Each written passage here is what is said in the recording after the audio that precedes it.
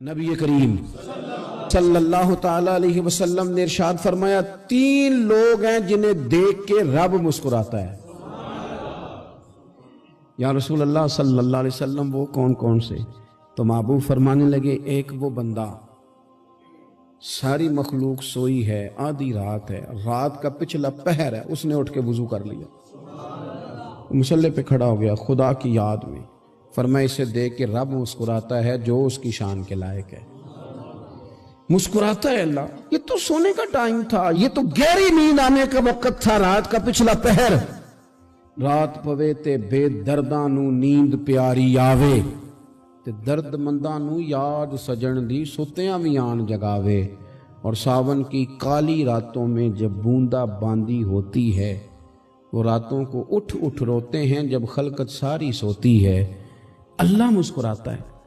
اور سننا میرے بھائی، میرے نبی پاک صلی اللہ تعالی علیہ وسلم فرماتے ہیں جب مسلمان نماز کے لیے صفیں بناتے ہیں نا، ترتیب لگ رہی ہوتی ہے، اب اللہ کی بارگاہ میں کھڑے ہوں گے، قیام کریں گے، رکوع کریں گے، سجود کریں گے، فرمایا جب مومن صفیں بناتے ہیں تو رب دیکھ کے مسکراتا ہے،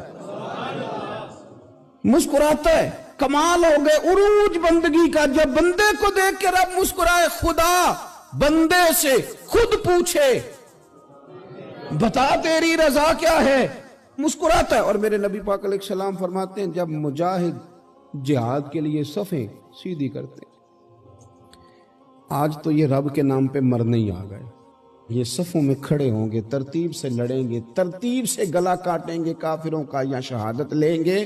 فرمایا جب جہاد کے لوگ صفیں بناتے ہیں تو رب انہیں دیکھ کے مسکراتا ہے۔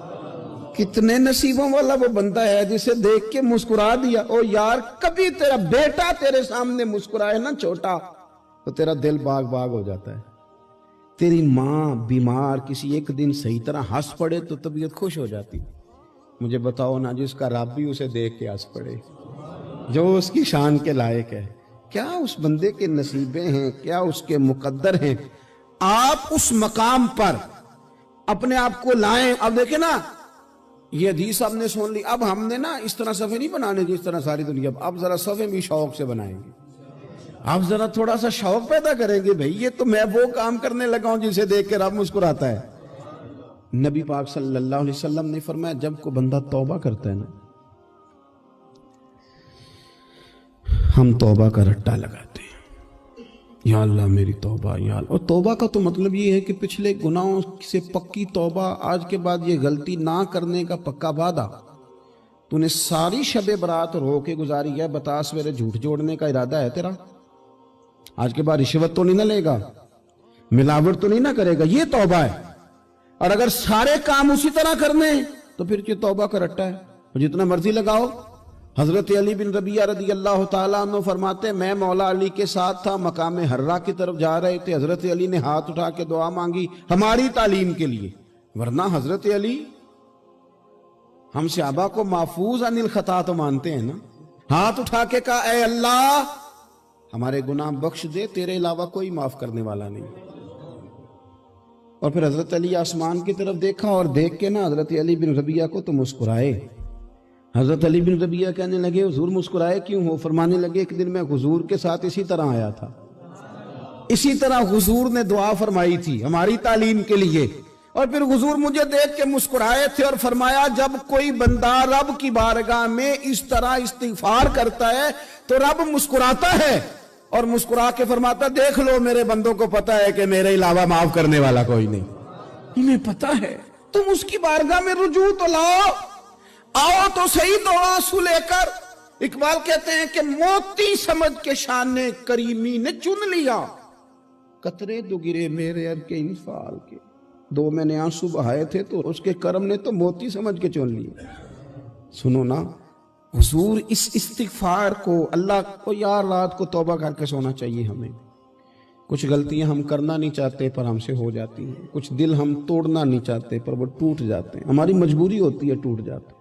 رات کو اس کی بارگاہ میں ہاتھ باندھ کے کشکول طلب دراز کر کے خوب استغفار پڑھنا چاہیے کہ مالک بندے ہیں نا کیا کریں، نفس کا ساتھ ہے، دنیا کا ساتھ ہے، خواہشات نفسانیہ، مالک معاف کر دے۔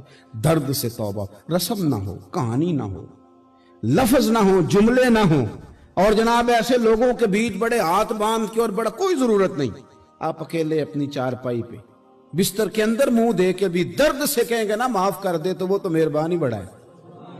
میرے نبی پاک صلی اللہ علیہ وسلم مثال دیتے ہیں، فرمایا ایک آدمی صحرا میں جا رہا، صحابہ سے حضور خطاب کر رہے ہیں، فرمایا ایک آدمی صحرا میں جا رہا تھا، اس نے اپنی اونٹنی پہ کھانا پانی پیسے ہر چیز رکھی ہوئی تھی، صحرا تھا بہت بڑا، درمیان صحرا کے گیا تو تھوڑا سا سستانے کے لیے آرام کرنے کے لیے اونٹنی سے نیچے اترا، اب اس نے اونٹنی کی لگام اونٹنی کی نکیل اپنے سرہانے کے نیچے رکھی، ہاتھ کے ساتھ پکڑی اور سو گیا۔ تھوڑی ہی دیر کے بعد جب اس کی آنکھ کھلی تو دیکھا اونٹنی غائب ہے۔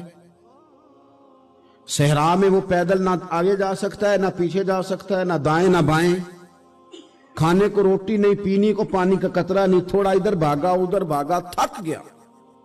کریم محبوب فرماتے ہیں وہ پوری طرح نڈھال ہو گیا اور مایوس ہو گیا، معاذ اللہ، مایوس ہو کے دوبارہ اسی جگہ آ کے لیٹ گیا جہاں پہلے لیٹا تھا، انتظار کرنے لگا کہ اب موت ہی آئے گی، آخری وقت ہے، اب نہ میں پیدل یہ صحرا کراس کر سکتا ہوں، نہ پیچھے جا سکتا ہوں، نہ کھانا ہے نہ پانی ہے، سوائے موت کے کوئی سہارا نہیں۔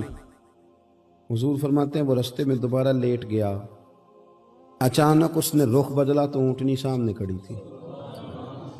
حضور نے صحابہ سے پوچھا بتاؤ نا اسے بھلا کتنی کو خوشی ہوگی؟ یا رسول اللہ جسے نئی زندگی مل گئی ہے۔ آپ دیکھیں نا سارے ڈاکٹروں نے کہہ دیا کہ اس کے تو گردے معدہ جگر ہر چیز ختم ہے، گھر لے جاؤ خدمت کرو، ہر طرف پریشانی ہے۔ وہ بندہ بھی سمجھ گیا ہے کہ آخری وقت آ گیا، کل جاؤں پرسوں جاؤں، تیاری ہو گئی، سب لوگ آ گئے، باہر والے بھی آ گئے، یہ ماحول ایک عجیب رنگ اختیار کر گیا۔ اچانک ایک ڈاکٹر نے آ کے کہا نہیں غلطی لگ گئی تھی۔ مجھے بتائیے انداز کیا ہوتا ہے؟ بغیر دوائی کے بندہ اٹھ کے کھڑا نہیں ہو جاتا، او میں تو بچ گیا ہوں۔ نبی پاک صلی اللہ علیہ وسلم فرمانے لگے اس کی اونٹنی مل گئی، بتاؤ بھلا اسے کتنی خوشی ہوگی؟ یا رسول اللہ وہ تو دوبارہ دنیا میں آ گیا۔ حضور فرمانے لگے اسے کچھ بھی خوشی نہیں ہوئی۔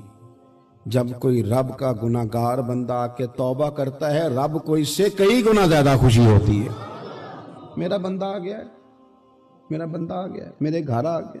اس نے آنسو بہائے ہیں، اس نے کہا اللہ میں تیرا ہی ہوں، تیرا ہی رزق کھاتا ہوں، تیری ہی زمین پہ رہتا ہوں، تیرے نام سے میری سانسیں چلتی ہیں۔ وہ آ گیا۔ فرمایا اس اونٹنی والے سے زیادہ رب کو خوشی ہوتی ہے جب گناہگار آ کے توبہ کرتے۔ گناہگاروں کے آنسو اس کی بارگاہ میں بڑے مقبول ہیں، لیکن ہم رسم ادا کرتے ہیں، توبہ نہیں کرتے۔ ہم اپنے آپ کے ساتھ دھوکہ کرتے ہیں، جھوٹ بولتے ہیں۔ ہم بندہ کوئی ناراض ہو جائے تو ہمیں کو نہیں نیند آتی، اس کے گھر چلے جاتے ہیں۔ ہم اپنے سارے رشتوں کو تعلقات کو مینٹین کر کے رکھنے کے عادی ہیں۔ ہمیں پتہ ہے کہ وہاں میں نہیں جا سکا تو بیٹا بھیجتا ہوں، فلاں شادی پہ میں نہیں جا سکا تو بھتیجا بھیجتا ہوں، بھائی بھیجتا ہوں، ہر تعلق کا ہم نے خیال رکھا کوئی روٹھ نہ جائے۔ لیکن کمال ہے نا، یہ نہیں سوچا کہ اگر رب روٹھ گیا تو جب وہ روٹھ جائے نا تو سارے رشتے بھی بندے کے پاس موجود ہوں تو کوئی کرامت نہیں ہوتا، پھر کروڑوں روپیہ جیب میں ہوں تو ڈاکٹروں کی دوائیاں اثر نہیں کرتی۔ وہ روٹھ جائے تو پھر انسان اس طرح سے پھسلتا ہے کہ بڑے بڑے اس کے پاس دروازے ہوتے ہیں پر کسی جگہ اس کا ہاتھ نہیں لگتا۔ خدا را سنو، نبی پاک صلی اللہ علیہ وسلم کے پاس مہمان آ گیا، بخاری مسلم ہے، حضور نے ازواج مطہرات کے گھروں میں پیغام بھیجا کچھ چیز ہے ضیافت کے لیے؟ یا رسول اللہ کچھ بھی نہیں، یہ دو جہاں کے شاہ ہیں اور پاس کچھ رکھتے نہیں، دو جہاں کی نعمتیں ہیں ان کے خالی ہاتھ میں۔ یا رسول اللہ کوئی چیز بھی نہیں۔ حضور نے صحابہ کے مجمع پہ نظر ڈالی، یا رسول اللہ صلی اللہ علیہ وسلم حکم ہو، تو حضور فرمانے لگے تم میں سے کوئی بندہ ہے جو اسے گھر لے جائے روٹی کھلائے؟ ایک صحابی اٹھے فوراً، حضور میں لے کے جاتا ہوں کھانا کھلاتا ہوں۔ فرماتے ہیں میرے گھر میں صرف بچوں کا کھانا تھا، یہ نہیں کہ فریزر بھرا ہوا ہے نعمتوں سے، صرف بچوں کا کھانا، یہ نہیں کہ کسی کو دیکھ کے اپنی ہنڈیا پہ برتن دے لیا، صرف بچوں کا کھانا۔ کہتے ہیں گھر گیا، بیوی سے کہا کیا کیفیت ہے؟ کہنے لگی بچوں کی روٹی ہے۔ میں نے کہا بچے سلا دے، صبح ناشتہ کر لیں گے۔ تو کہنے لگی آپ کیا کھائیں گے؟ تو میں نے کہا نہ میں کھاؤں گا نہ تو کھائے گی، مہمان جو نبی پاک کا ہے، کہا اچھا اب ذرا تجویز دیکھو میاں بیوی کی سوجھی آپس میں. کہتے ہیں کھانا لگا دینا کیونکہ ایک آدھ بندے کا کھانا ہے. اپنی غربتوں کا ہر جگہ اظہار کرنا, رونا رونا. یہ دیکھو غربت کیسے چھپائی جا رہی. اس کو کہا نہیں کہ چل تو تھوڑا رحم کھا, تو آیا ہے تو تھوڑا رحم کھا, یہ نہیں کہا اٹھ کے نا تو کھانا رکھنا اور اٹھ کے نا چراغ ٹھیک کرنے کے بہانے بجھا دینا. ہم دنیا والوں کے سامنے کیوں اپنے دکھ بیان کریں؟ ہم جو کہیں گے رب رسول کی بارگاہ میں کہیں گے. تو نا چراغ ٹھیک کرنے کے بہانے. اہلیہ اٹھی, کھانا دینے کے بعد چراغ ٹھیک کرنے کے بہانے بجھا دیا. خامد بھی ہاتھ چلاتے رہے, بیوی کبھی برتن رکھتی کبھی اٹھاتی, پتہ چلے کہ کھانا کھا رہے ہیں. کھانا کھایا جا رہا ہے. کہتے ہیں مہمان پیٹ بھر کے کھانا کھا گیا. یہ کام ہوا رات کے اندھیرے میں. اس وقت ہوا جب چراغ بھی بند تھا.